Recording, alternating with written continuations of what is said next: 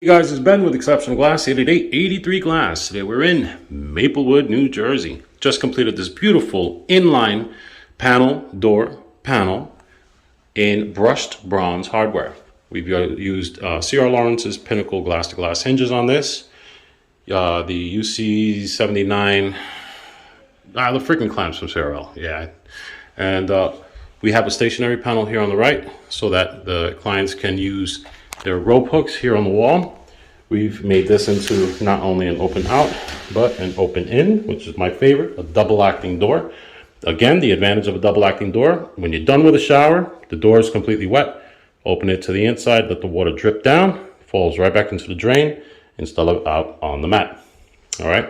And we've used a mixture of 1/2 inch and 3/8 inch low iron tempered glass, and everything with it went without a hitch. All right, so if you guys need one of these, please feel free to give us a call at 888-83 Glass or visit our website, njglassdoors.com.